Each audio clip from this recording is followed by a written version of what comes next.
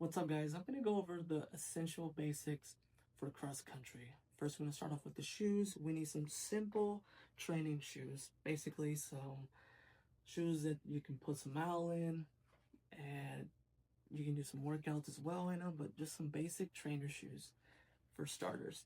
And then now you probably need an extra pair for, you know, tempo runs, interval workout, something light and gives you a response. Just some light shoes. These are like the Adidas Audi Zero Evo SL Super Light.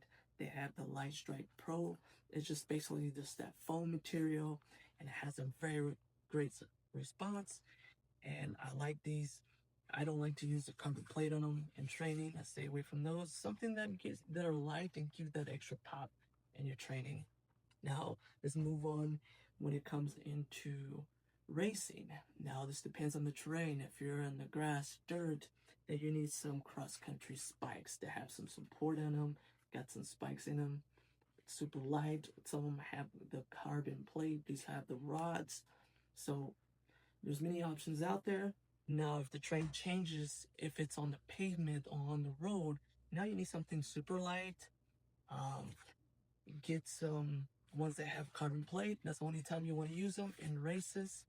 Or buy something that is light and you feel comfortable in your feet and that you gives you that extra pop. So nothing fancy. You just need something that is light and actually and some grip to really get you going in a race. Now let's move on for recovery. Just some regular sandals. Basically, these are the Row Recovery. Just some regular sandals that have enough room for your feet to span. So something like that. Now for, in the weight room when you're lifting, you need some lifting shoes. There's many options out there. I just like regular Adidas. But yeah, there's many options out there. Now let's move on to hydration. Hydration is very important before training and after training. Now you got to be drinking at least, 2 or more liters of water with a mixture of electrolytes. Now you get some scratch labs. There's many options out there when it comes to training. An hour before training, make sure you drink a 16 ounce of this, of any type of electrolyte supplement or mineral salt like Hawaiian salt, Himalayan salt, Celtic salt. Find get yourself a teaspoon, the smallest one of these for every 16 ounce. Now let's move on to snacks. You gotta have some, protein bars in your backpack as well after a race or after training, things like that to give your body some nutrient. Another thing, now we're gonna move on is on recovery. Let's get some tools like, stick massages. Or I like to use the row recovery tools. There are many of them. The gun massage, things like that, or a foam roll. Another one you want to have is a stretch rope, so you can able to stretch or use a partner, things like that. Now let's go into the weather. Now it depends on the weather. You got to be hydrating if it's really hot.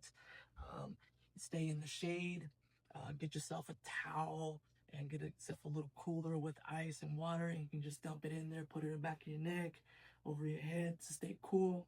So it just depends. Some people can't handle the heat. Make sure you're really hydrating correctly. Now let's move on if it's really cold. You have extra layers, okay? Now let's move on. We need some thicker socks, for the warm up. Some gloves. I have these super thin ones and some thick ones depending how cold it is. And I like to wear extra layers on the warm up. And then from there, I can judge if I really need my gloves or, extra layers. Sometimes I don't. And, of course, you got to have a beanie. Um, some joggers, a sweater or something to keep you warm, that it's light, some windbreakers if it's windy and cold and rainy. So pretty simple and basic. And I promise you, you have all these essentials in your bag and you should be fine. And another thing, when it comes to nutrition, first always work on your dietary meals. Like, make sure everyone makes the mistake they carb load the day before the race too much and they feel bloated and heavy.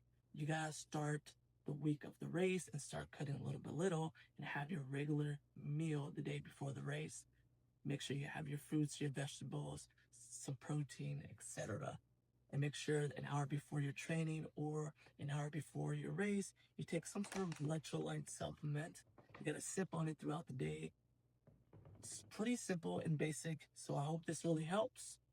Follow me if you want to join in my training program. Send me a direct message.